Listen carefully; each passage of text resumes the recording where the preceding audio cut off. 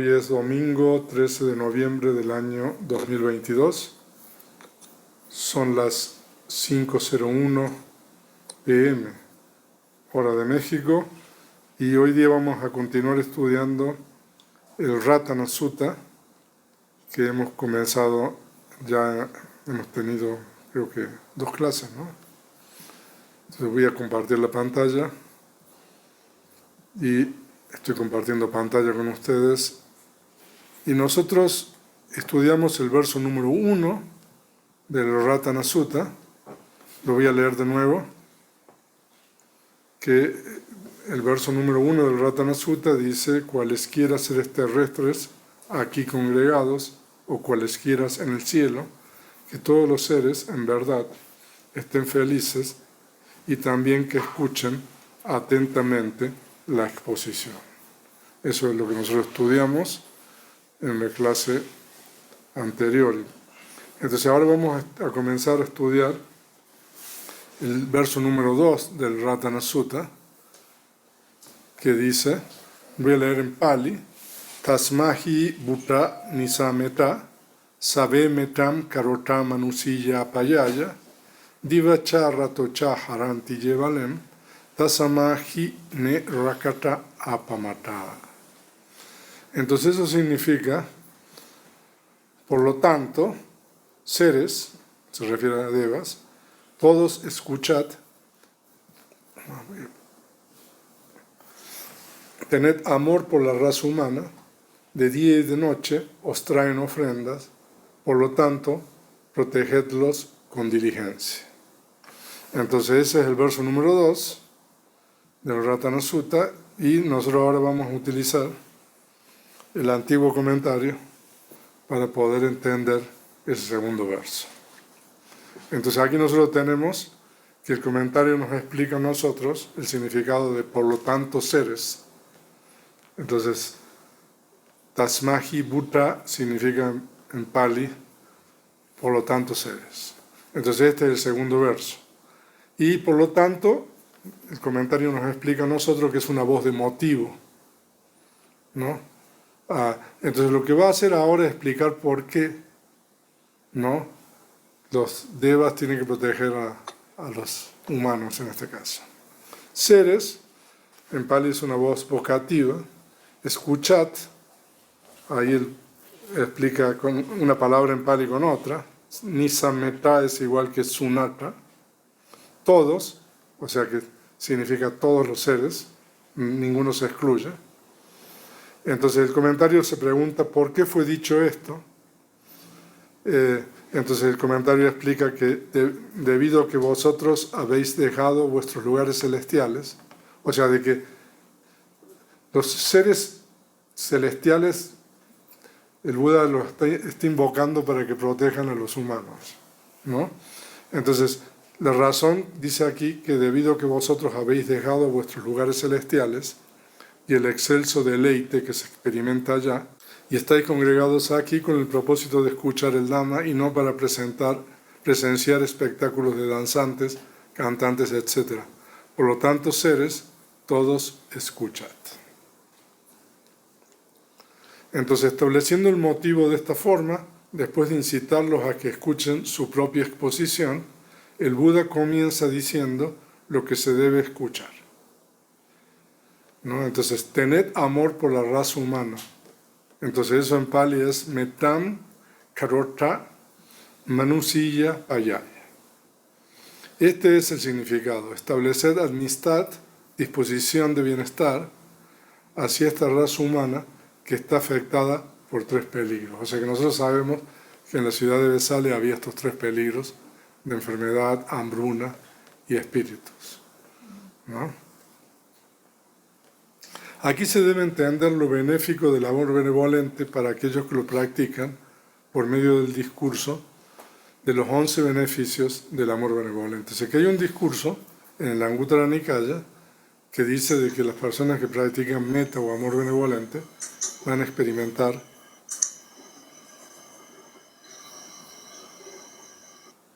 van a experimentar 11 beneficios. ¿No? Entonces, el comentario explica ¿no? Los 11 beneficios del amor benevolente, ¿no? Entonces aquí los comparto, ¿no? Entonces la persona que practica metta, hay muchos metta suttas en el canon Pali, entonces este es uno de los varios metta suttas. Entonces en este caso son los beneficios de la persona que practica metta. Entonces la persona que practica metta duerme en paz, ese es el primer beneficio. Se despierta en paz, ese es el segundo beneficio. No tiene mal sueño o no tiene pesadillas. En Pali es na papakam pasati, significa que no ve cosas malas. Es querido por los humanos, la persona que practica metta, y ese es el cuarto beneficio. El quinto beneficio es querido por los no humanos, o sea que los seres no humanos lo quieren también a uno, y además los devas lo protegen a uno. Okay, eso es el sexto beneficio. Y el séptimo beneficio es que ni fuego, ni veneno, ni armas lo afectan a uno. Ahora, ese beneficio, para que sea efectivo, es cuando una persona alcanza jhana practicando metta. Solamente cuando uno está en el estado de jhana. O sea, de que si uno no tiene jhana, seguramente ese beneficio es parcial, ¿no? Pero si uno está en el estado de jhana, o sea, es imposible de que eso le afecte a uno. Y el octavo beneficio es la mente se concentra con facilidad. O sea, tu vatam en Pali significa con rapidez, ¿no? Por esa razón, muchas veces se practica metta antes de practicar la meditación de atención plena o vipassana, porque es una especie de práctica que ayuda a concentrar la mente. Y el noveno beneficio, el semblante de la persona que practica metta es apacible, ¿no? Y el décimo beneficio es que la persona que practica metta, dice que muere sin confusión en el momento de la muerte, se refiere a eso. Y el último beneficio, el número 11, es que si no logra una ulterior penetración, significa que si uno no alcanza, digamos, la purificación de la mente completa, entonces uno va a reconectar en el plano de los brahmas. O sea, que el comentario explica, ¿no?, los beneficios de la práctica de metta, y entonces un poco exhorta a los devas a que tengan metta hacia los seres humanos. Y aquí también en el Mahaparinirvana Sutta hay un verso, un pasaje, donde el Buda dice que el humano, bajo la protección de los devas, siempre ve felicidad, ¿no? O sea que después de decir tener amor, o sea, en realidad es metta, tener metta por la raza humana, mostrando de esta forma la utilidad del amor benevolente para ambos, mostrando también la ayuda de los humanos a los devas. Ahora dice, de día y de noche os traen ofrendas, por lo tanto protegedlos con diligencia. Es muy interesante esto, porque a nosotros nos da una ventana en el tiempo para poder entender la sociedad en la cual vivía el Buda, ¿no? Y de acuerdo con lo que nosotros podemos ver en el comentario, o sea, hay toda esta ofrendas que le hacían a los devas. O sea, la gente creía, ¿no?, en estos devas, entonces la gente tenía templos donde hacía ofrecimientos por los devas. Por eso dice el sutta, ¿no?, diva charrato chaharanti yevalem, ¿no?, que día y noche, ¿no?, les llevan ofrendas. O sea que los humanos, ¿no?, o sea, así como ahora, ¿no? También en un árbol, también.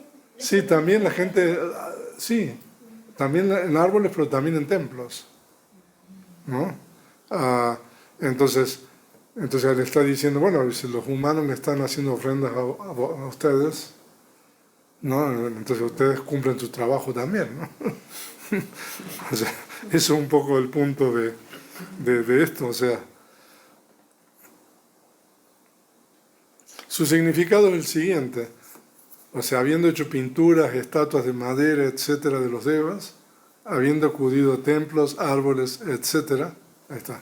Los humanos durante el día hacen ofrendas a los devas y durante el periodo oscuro de la luna y en otras ocasiones hacen ofrendas en la noche, ¿no?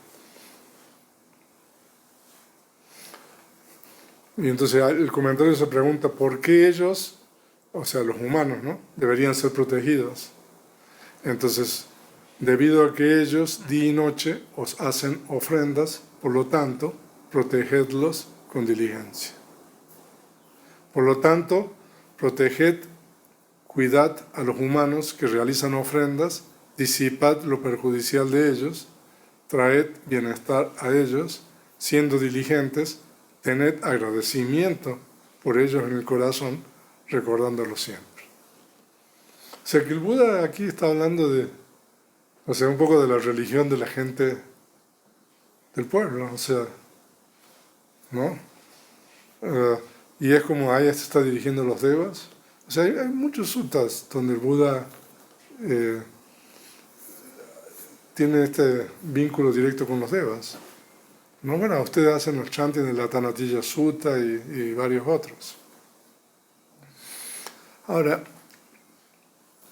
bien interesante este discurso, ¿no? Entonces, los primeros dos versos, el Buda hace esa, como quien dice, exhortación que los devas protejan a los humanos.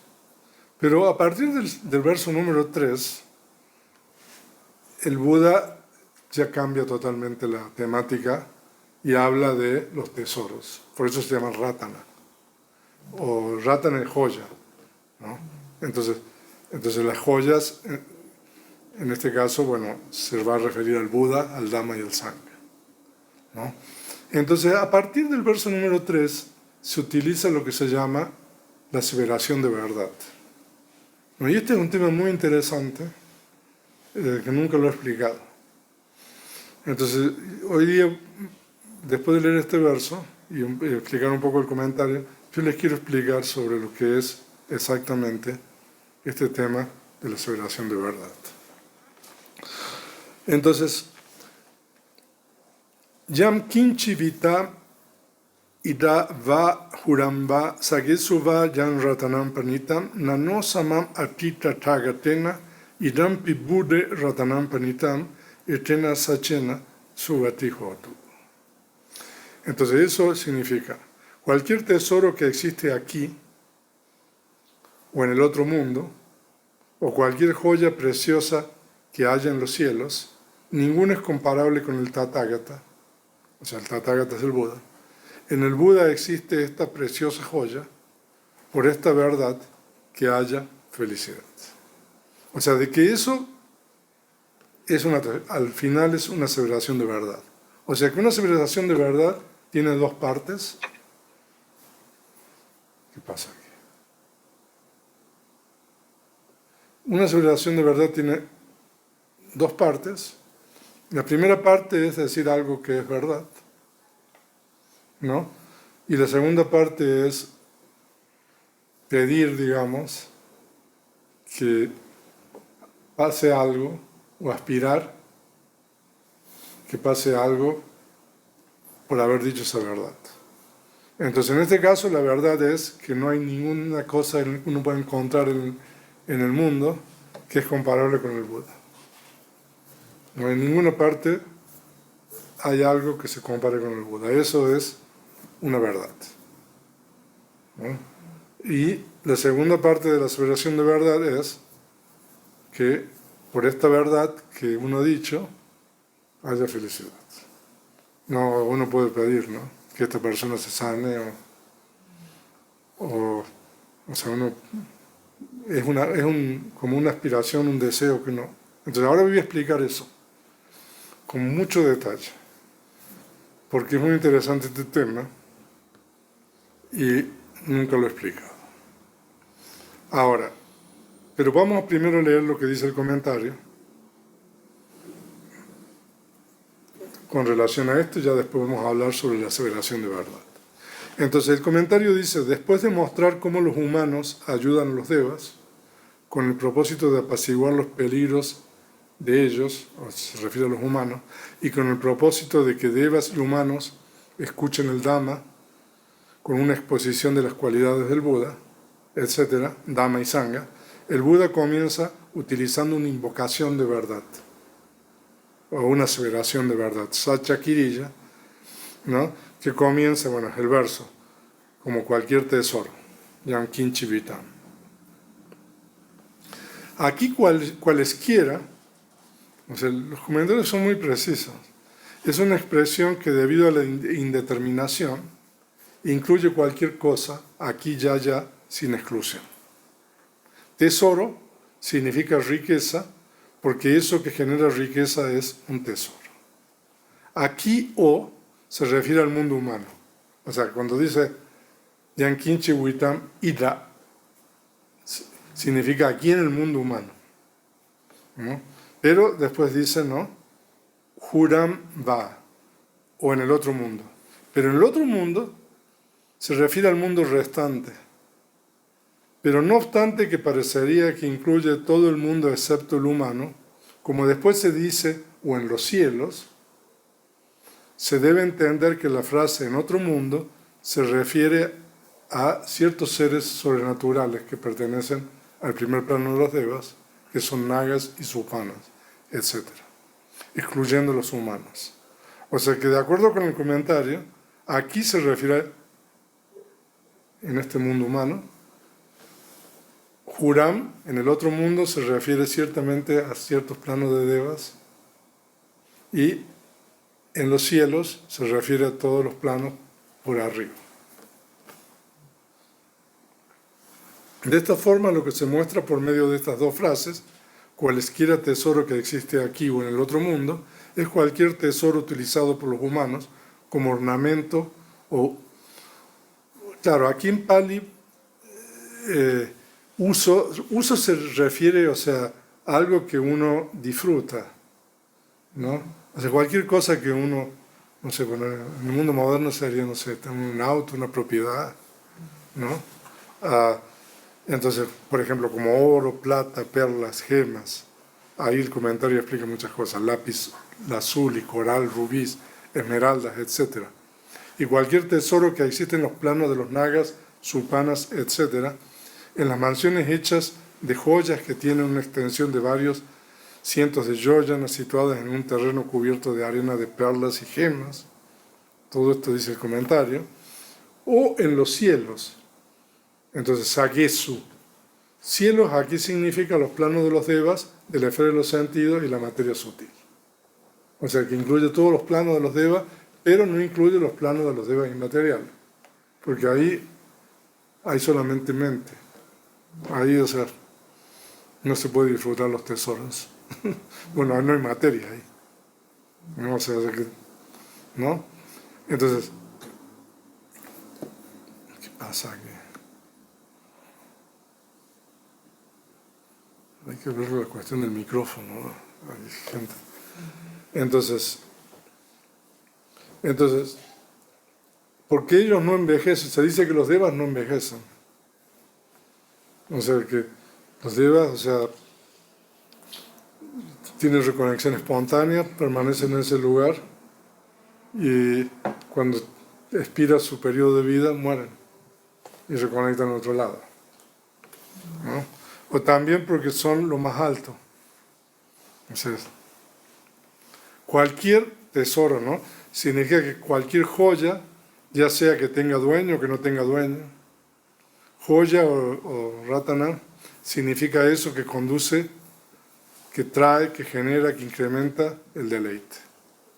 Esta es una designación de cualquier cosa admirada, de gran valor, incomparable, difícil de ver, disfrutada por seres superiores. Y preciosa significa superior, excelente, que no deja de saciar.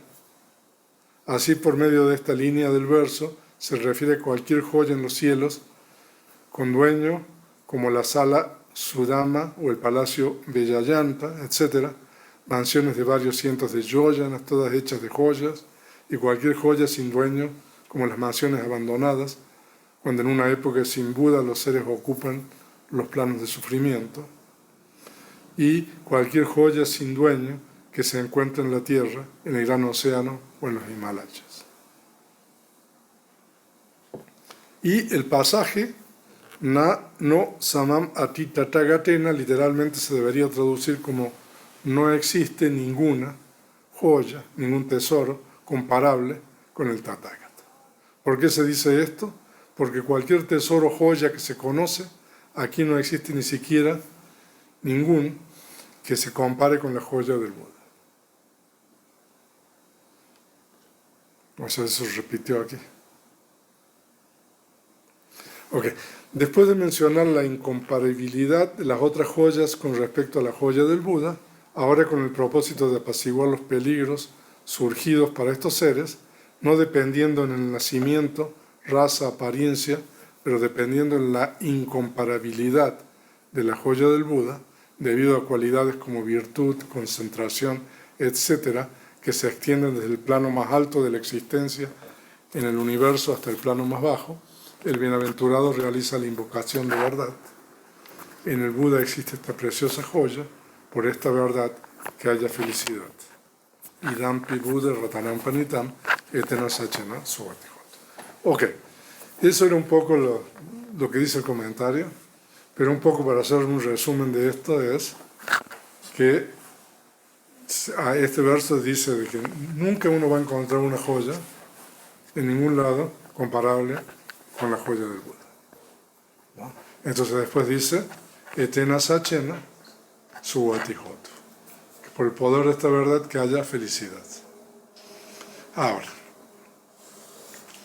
para poder entender lo que es una aseveración de verdad, nosotros tenemos que entender sobre las paramas o perfecciones.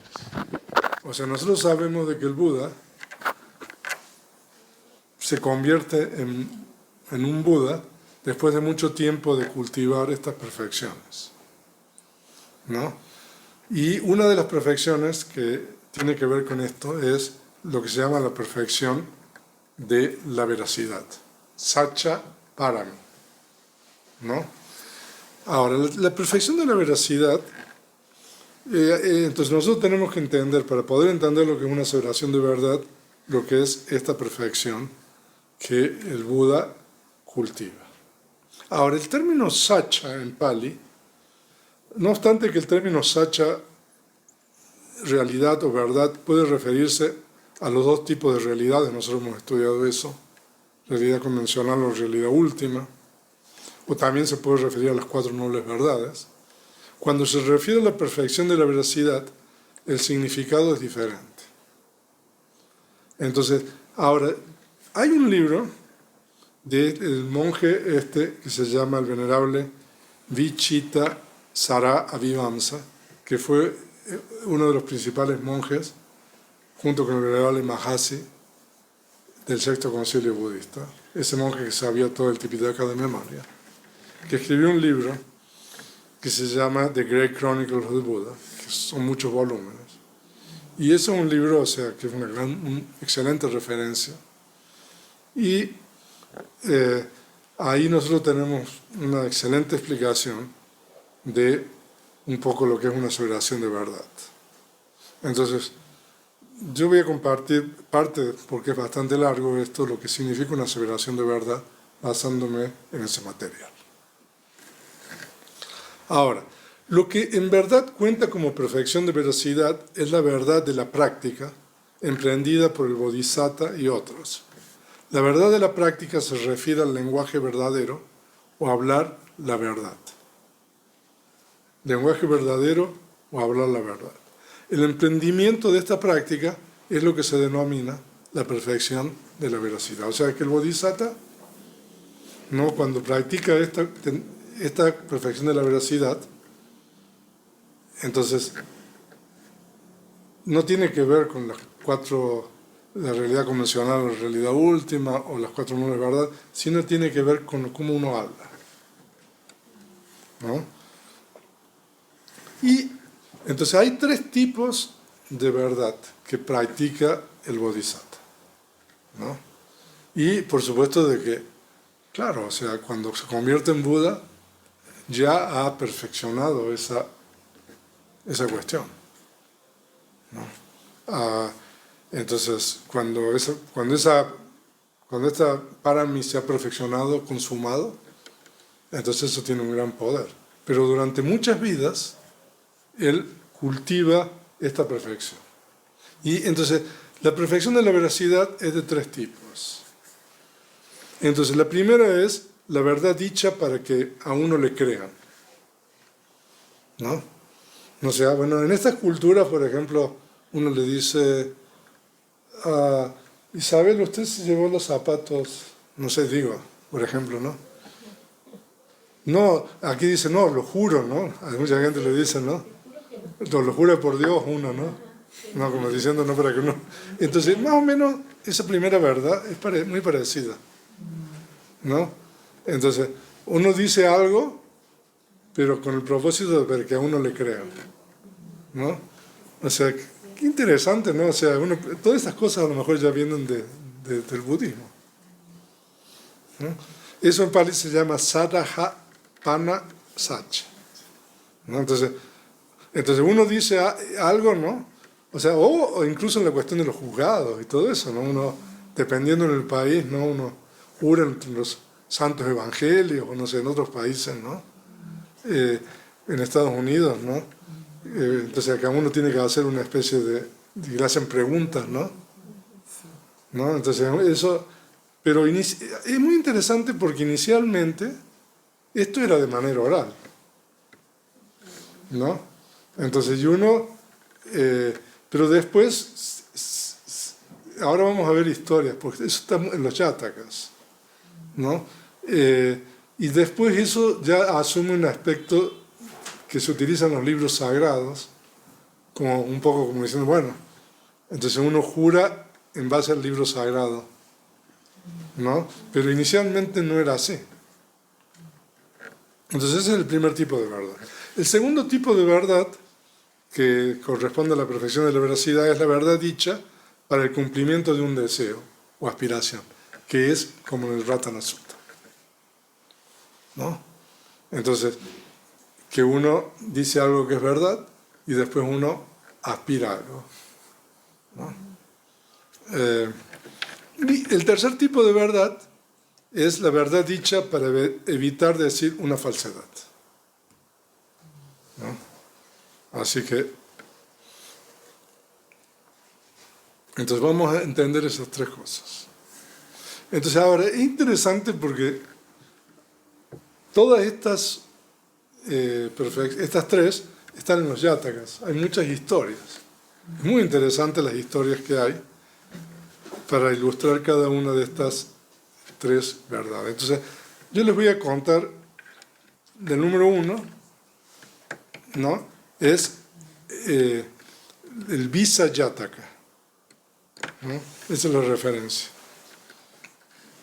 Entonces, el término que se utiliza es Zapata, que es como un juramento. O sea, a la gente aquí jura, ¿cómo dice? Te lo juro por Dios, ¿cómo dicen? ¿Dicen así? Sí. O sea, en los países católicos, ¿no? Se utiliza eso, ¿no?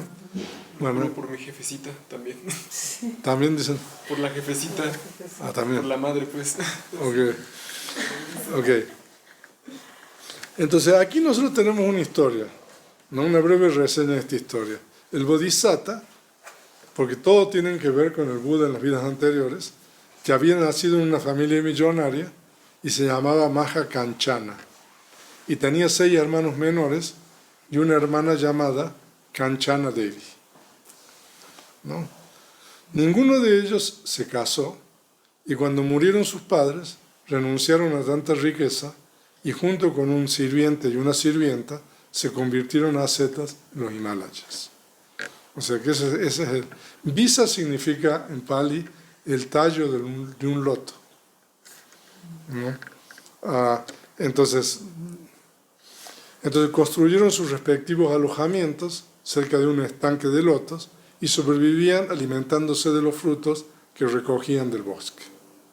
Aunque al comienzo iban todos al bosque a recoger frutos, después se pusieron de acuerdo que Maha Kanchana, que era el mayor, y Kanchana Devi, que era el menor, y una mujer, y la sirvienta no recogerían frutos, pero que los otros hombres por turnos se encargarían de esa tarea. No eran ascetas que se dedicaban a meditar.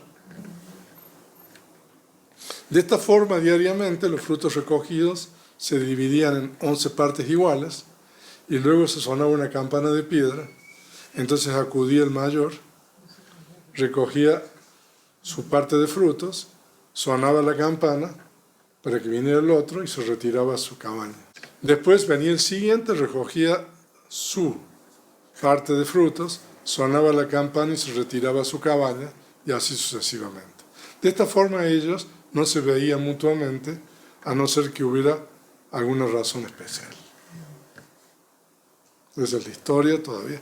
Así de intensa, o sea que practicaban seriamente, ¿no?, meditación, y seria era su práctica, que Saka, dice el rey de los Devas, decidió investigar este asunto. Saka, siempre que está pasando algo extraordinario en el mundo humano, baja, como quien dice, a investigar a ver qué está pasando, ¿no? Y a veces interviene. Investigar este asunto para determinar si en verdad esta gente había renunciado a los placeres sensoriales. Quería saber.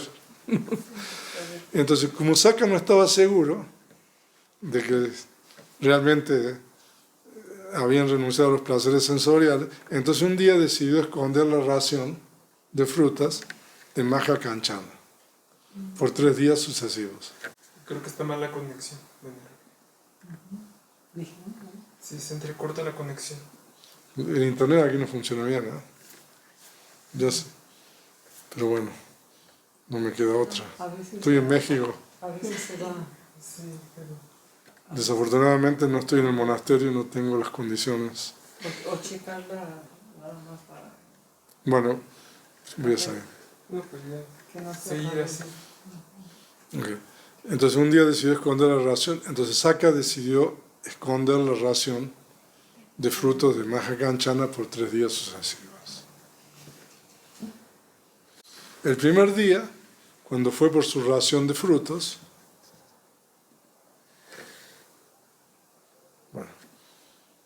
y no lo encontró, Maha Kanchana pensó que debía ser un olvido. No dijo nada y regresó a su cabaña sin comer, por supuesto. El segundo día, cuando no encontró su ración de frutos, pensó que debía ser porque había cometido una falta.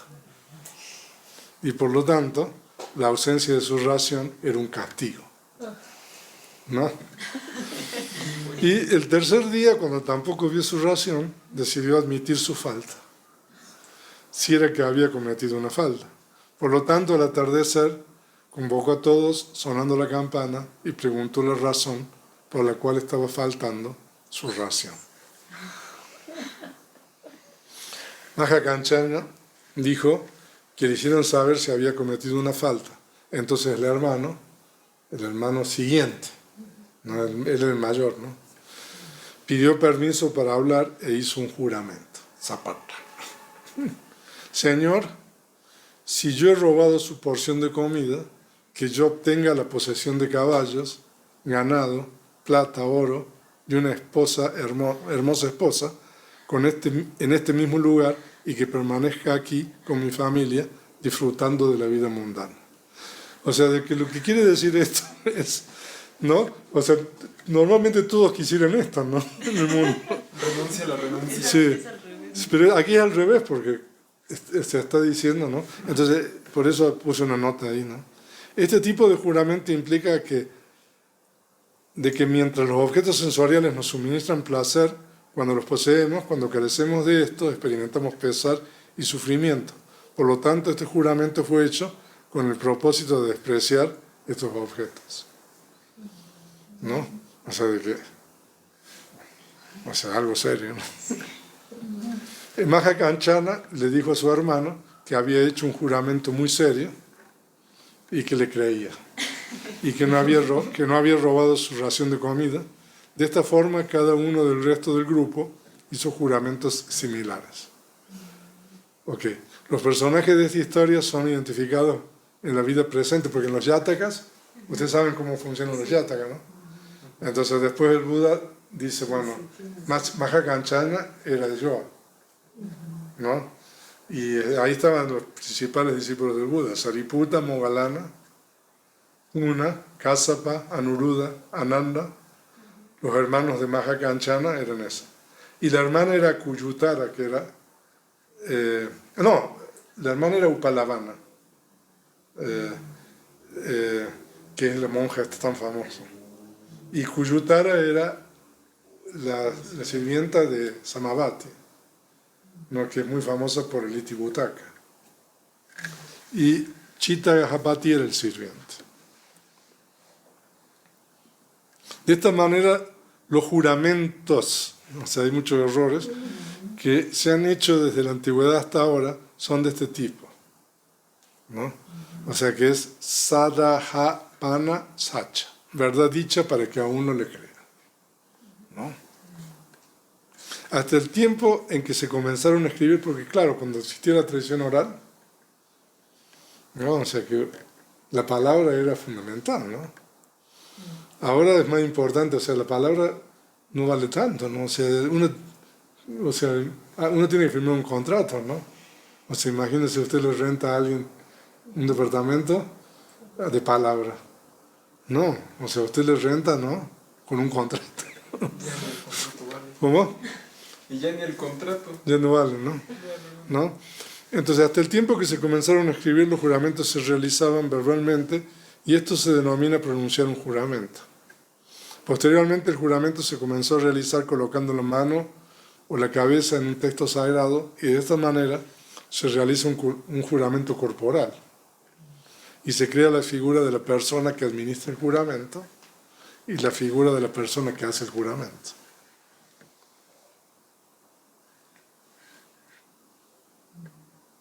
Cuando se realiza un juramento, ya sea verbal o corporal, para convencer a otros que uno está diciendo la verdad y que de lo contrario ciertas consecuencias ocurran, esto se denomina Sadahapana Sacha, verdad dicha, para que a uno le crea, ¿no?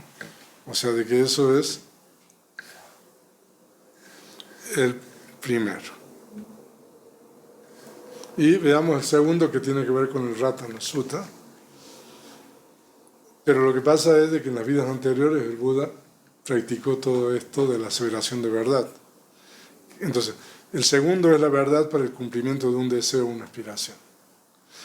Y la verdad dicha para que un deseo o aspiración se cumpla se ilustra en el Suvana Sama Jataka y otras como el Suparaka Jataka, o sea,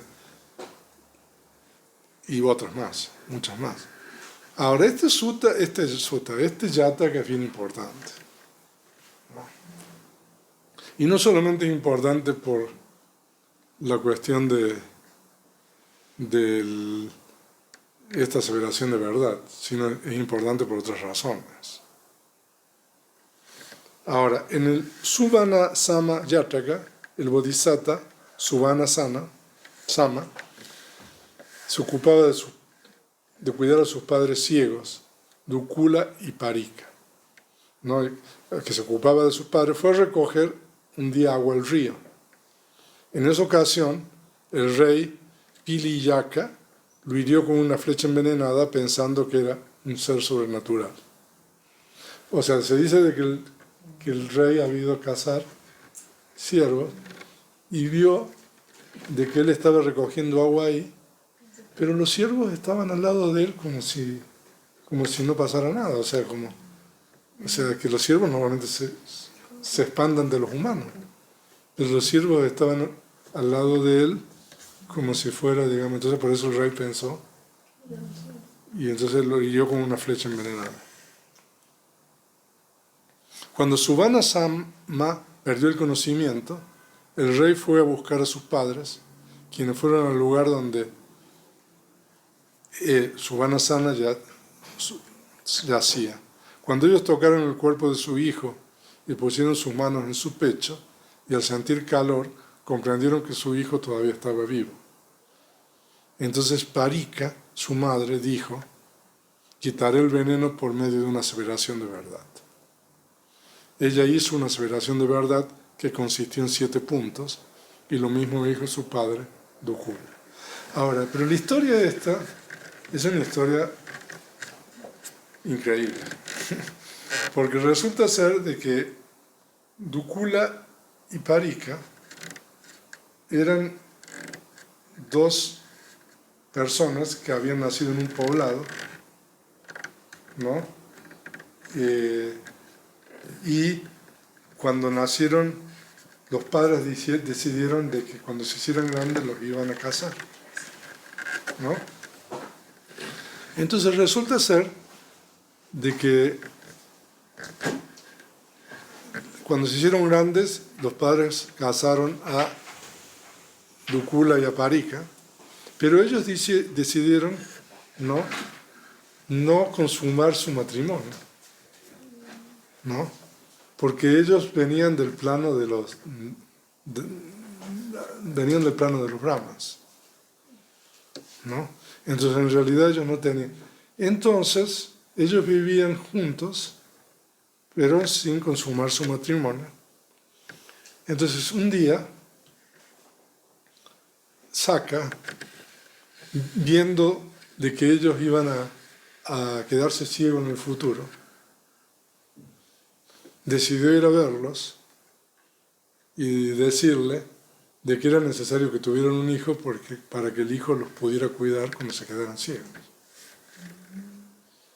Pero ellos no estuvieron de acuerdo en tener un hijo. Entonces Saka dice de que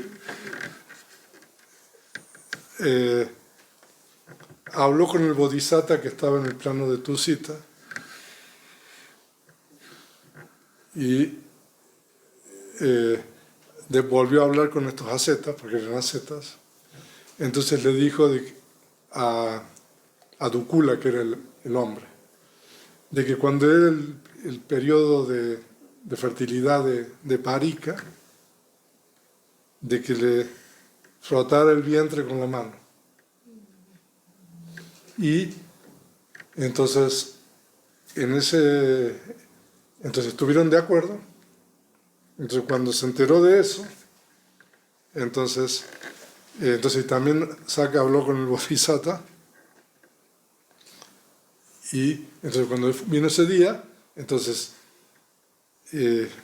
la asceta frotó el vientre, entonces el Bodhisattva reconectó, o sea que es una reconexión, o sea, de ese tipo. Entonces Suvanasana era ese niño,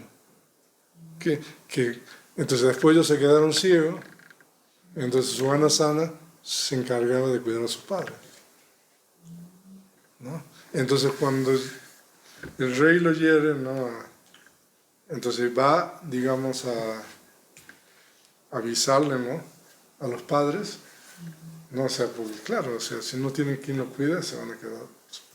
Entonces ahí hicieron una aseveración de verdad, ¿no? O sea, de que también esa historia es una historia también de que hay una concepción, ¿no? Cuando usted ya ha explicado eso, no solamente la tercera condición se da. Entonces, cuando Suvanasana perdió el conocimiento, ¿no?, el rey fue a buscar a sus padres, quienes fueron al lugar donde Suvanasana yacía. Cuando ellos tocaron el cuerpo de su hijo y pusieron sus manos en su pecho, y al sentir calor, comprendieron que su hijo todavía estaba vivo. Entonces, eso ya lo leí, quitaré el veneno por medio de una aseveración de verdad. Entonces ella hizo una aseveración de verdad que consistió en 7 puntos. Lo mismo hizo su padre Dukula.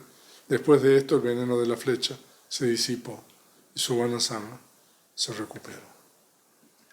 Y entonces simplemente les comparto una de las 7, ¿no? Porque sí, ese es un yataka largo, ¿no? Entonces aquí ustedes tienen el texto en Pali, ¿no?, que la madre primero hizo esta aseveración de verdad.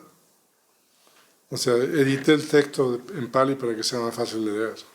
Yena sachena ayam samo damachari pure ahu etena sachava yena bisam samasa hanyatu.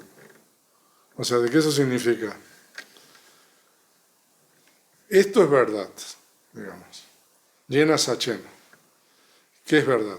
Ayam samo, este sama, es uno que practica el Dhamachari. Bueno, era, porque a veces está muriendo. Pure ahu. Pure significa antes, ahu era. Y entonces, esa es la verdad. Que Suvanasana, o Sama, como dice aquí, es uno que practicó el Dhamma. No, esa es la verdad. Etena Sachavayena, por el poder de esta verdad o por medio de esta verdad, Bisam significa veneno, ¿no? Samasa Hanyatu. O sea, que desaparezca, que se muera el veneno. Que en vez de morirse Sama, que se muera el veneno. O sea, esa es la riqueza del Pali, ¿no? O sea, que se está por morir él, pero no. Que por medio de esta verdad, que en vez de morirse Sama, que el veneno se muera. Eso es lo que dice ahí. En esta historia, la aseveración de verdad, invocada tanto por la madre como por el padre de Suvanasana, para eliminar el veneno de su cuerpo, y el cumplimiento de la misma, se denomina Icha Purana Vachi Sacha. Verdad verbal para el cumplimiento de un deseo o aspiración. Icha significa deseo o aspiración, Purana significa que se cumpla. Vachi significa palabra, Sacha significa verdad, en Pali. Entonces, esta es una historia muy bonita y también hay otras historias, ¿no? O sea, hay muchas historias. Ahí les pongo algunas referencias de los yatakas. Ahora, cuando ustedes hacen los chantings, el Vataka Yataka, por ejemplo, la codorniz, ¿no? Eso también es una Icha Purana, Vachisacha, ¿no? Ahora, en el Suvanasana, la aseveración de verdad está basada en las acciones meritorias del Bodhisattva. Pero en el caso, o sea, o por ejemplo, digamos,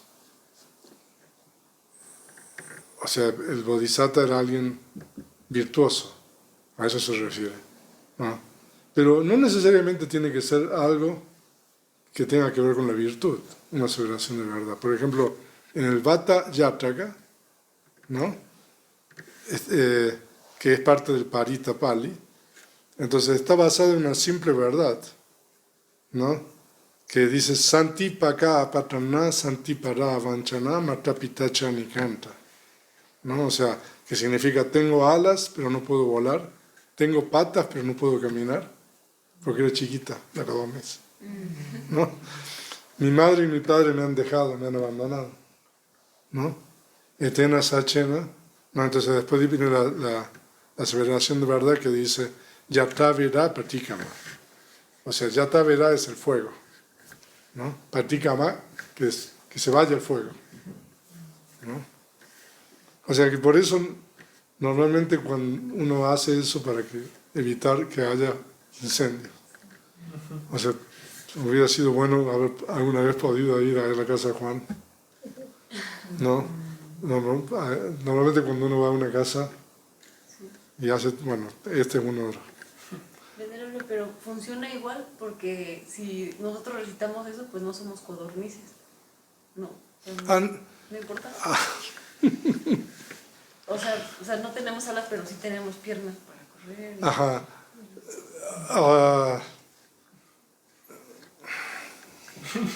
Podríamos modificarlo, no puedo volar nada más. No, pero lo que pasa es que, bueno, nosotros estamos recitando la palabra del Buda, Sí. ¿no? Y entonces normalmente se cree que eso es una especie de antídoto contra los fuegos, ¿no? Pero sí, o sea, en realidad no somos codornices tampoco, ¿no? O sea que, pero uno puede hacer una aseveración de verdad con algo que uno quiere, ¿no? O sea, cualquier cosa que, ¿no? Y decir, bueno, por el poder de esta verdad, que se dé esto. Entonces uno tiene que ver qué tan buena tiene perfeccionada la veracidad, porque a lo mejor uno va a hacer eso y no pasa nada. Como la historia que nos contó de que estoy harto de ser asceta, que por esa Sí. verdad te cura. Sí, ese también es otro yataka, que el venerable una vez contaba, ¿no? Entonces que también había una persona enferma ahí y que no lo podían curar. Entonces la de la asceta dijo, no sé cuántos años he sido asceta y ya no quiero más, ya, como diciendo ya, estoy harto de esto. Y por esta verdad, que esta persona se cure. Se cura. Así que es bien interesante esto. Bueno, venerable, es que también una vez dije, ¿qué dije? Que le dije a la Micha, a la perrita, le dije, es que tú eres adoptada. Te voy a decir la verdad, eres adoptada. Y la Cintia luego dijo, por esta verdad que haya felicidad. Sí. Y bueno, y ahora están felices los perritos. ¿Están felices ahí? Sí, es cierto. Ajá. Así que bueno, uno puede tratar de poner en práctica esto. Y entonces a ver cuán perfecta está la veracidad, ¿no? Sí, o sea, ok. Ahora, en los ejemplos anteriores de aseveración de verdad corresponden a las vidas pasadas del Buda. O sea que por eso son interesantes las yatakas. O sea, porque, y lo bueno de este libro del venerable, el venerable Mingun Siaro, es de que las referencias, hay muchísimas yatakas que uno le dice que puede leer, o sea que con relación a esto, ¿no? Pero también hay ejemplos de aseveración de verdad durante la vida del Buda. Y el Ratana Sutta es uno de los ejemplos, ¿no? Ahora, y otra es el Angulimala Sutta, ¿no? Que es también, que en realidad lo hizo Angulimala ese, ¿no? Y que también es parte del Parita Pali, ¿no? Que también, o sea, él hizo esa... Entonces, por eso se recita eso cuando una mujer está por dar a luz, para que pueda dar a luz sin problemas, ¿no? Entonces, cada uno de estos tiene, digamos, un propósito. Bueno, yo creo que por hoy voy a dejar, ¿no? Porque las condiciones aquí no son muy buenas. Entonces, bueno, intentaremos continuar el próximo domingo, a ver cómo están las condiciones en donde estoy viajando, pero para continuar con estos estudios, porque bueno, falta la tercera verdad, ¿no? Y también los ejemplos. Y aquí es muy interesante porque uno de los ejemplos es el Vidura Yataka, que es uno de los grandes yatakas, de los 10 grandes yatakas, ¿no? Entonces eso sería... Pero bueno, lo importante aquí para poder continuar estudiando el Ratana Sutta es entender lo que es una aseveración de verdad. Entonces una aseveración de verdad es decir algo que es verdad. En este caso, en el Ratana Sutta es Yankinchi Vitan Idan Wa Huran Wa Sagesu Wa Yan Ratanam Panitam. Nano Sama Atita Tagatena Idan Pibuda Ratanam Panitam Etena Sachena Suwatihotu, que significa que cualquier tesoro que existe aquí, en el mundo humano, o en el otro mundo, o en los planos celestiales, no hay ningún tesoro, ninguna joya que se compare con la joya del Buda. Entonces, por eso normalmente nosotros hacemos esto y después hacemos la invocación de verdad. ¿Se apagó? Entonces, bueno, esto sería todo por hoy, por mi parte. Entonces yo no sé si hay alguna pregunta con relación al Ratana Sutta, ¿no? Pero una disculpa por todas las fallas técnicas que tenemos aquí, ¿no? Pero estamos en la Ciudad de México y no tenemos condiciones como en el monasterio. Deberíamos tener mejor aquí, Sí. ¿no? Porque aquí supuestamente, pero no, al revés. La metrópoli, ¿Cómo? la capital, todo concentrado, la mejor tecnología, pero mejor en el monte tenemos Bueno. mejor conexión. Bueno, entonces, no sé si hay algo, alguna pregunta con relación a lo que hemos estudiado hoy.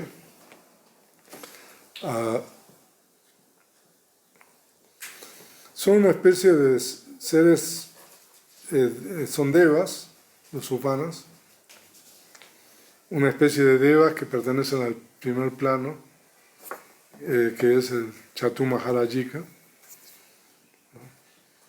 O sea, ¿qué más? A ver, ¿me puede leer lo que dice? Porque yo no leo bien ya. Es que... O si por favor lo puede decir con audio, porque yo no estoy leyendo, ¿no?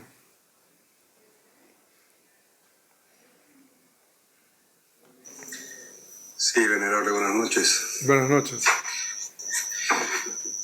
Una vez escuché que alguien comentó que durante toda la vida del Bodhisattva Gautama hubo mucho incumplimiento de preceptos, de paramis, salvo el parami de la veracidad. Y por eso quería saber si esto era correcto, ya que estamos hablando de estos dichos de verdad. Ajá. Ahora, nosotros tenemos que tener presente aquí primero de que el Bodhisattva es un ser que no es iluminado. Entonces, y que tiene impurezas mentales y comete transgresiones éticas, ¿no?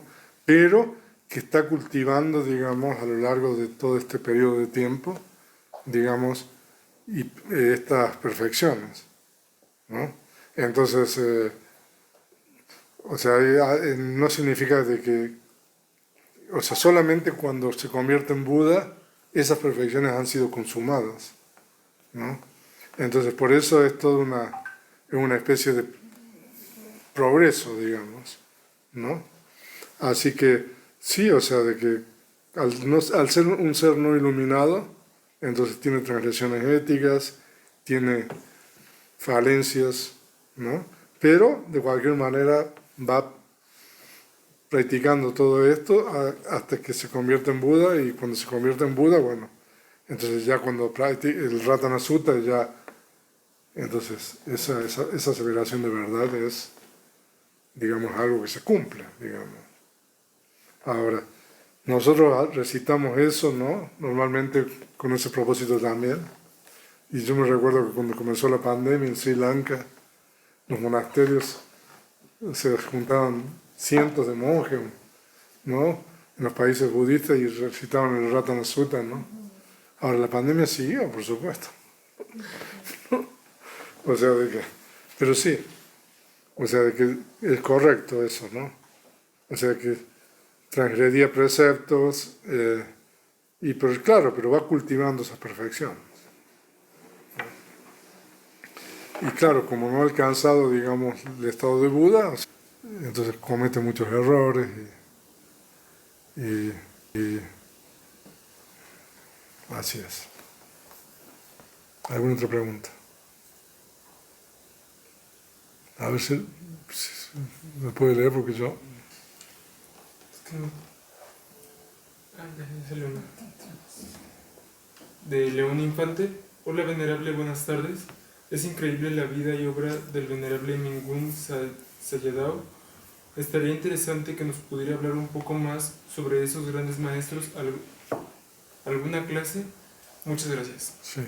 Sí, en realidad el venerable Mingun Sayadaw, como yo creo que ya les comenté, fue el primero que recobró, digamos, la tradición de saber el Tipitaka de memoria.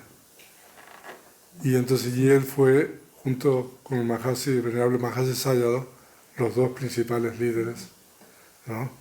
Entonces Maha Kassapa en el primer concilio, ¿no? Ananda y Upali. Entonces el venerable Mingun Sayadaw fue una persona de una increíble erudición, que yo les conté.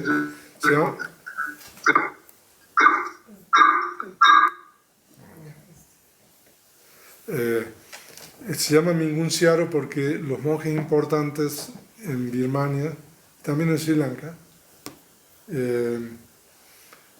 se le pone el nombre del lugar donde son originarios. Entonces, por ejemplo, el venerable Gunaratana es Genepola, que es el poblado.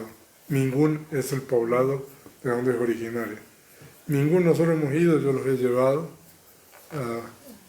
a Lina y a varios de ustedes a conocer el lugar donde... Entonces, y ese es un lugar del otro lado del río Irrawaddy, cerca de Sagaing, donde hay todo un lugar donde se dedican a aprender de memoria el Tipitaka. Son técnicas que tienen, entonces ahí van monjes y se entrenan para aprender de memoria el Tipitaka. Y el venerable Mingun Siaro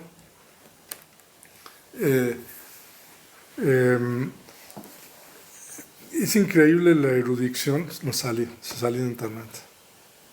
Lo sacó. No, o sea, Alina tiene que hacer algo aquí con la conexión.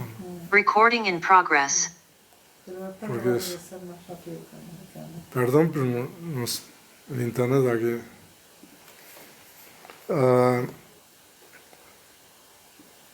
Y el venerable Mingun Siaro,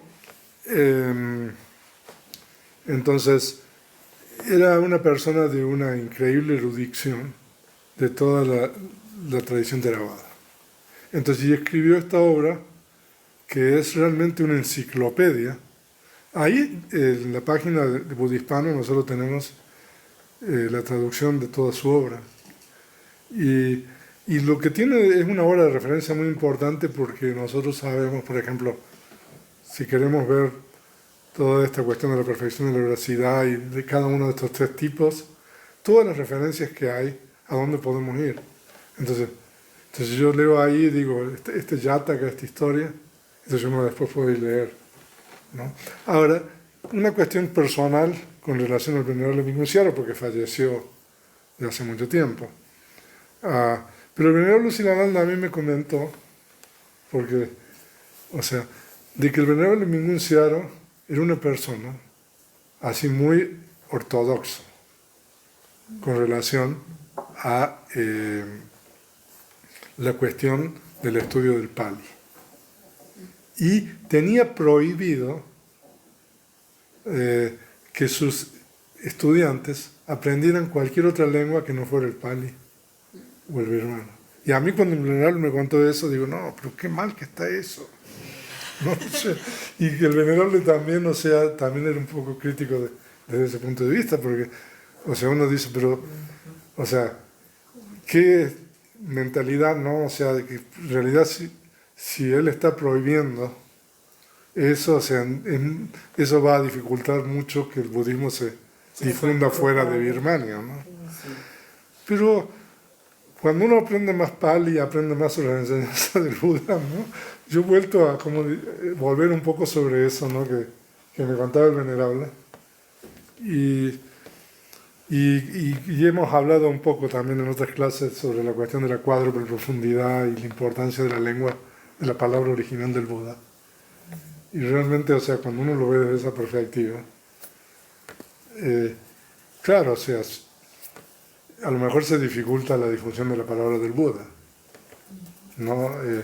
Pero también, o sea, cuando se difunde la palabra del Buda en otras lenguas, también hay un gran riesgo, ¿no?, de cometer muchos errores y enseñar cosas malas.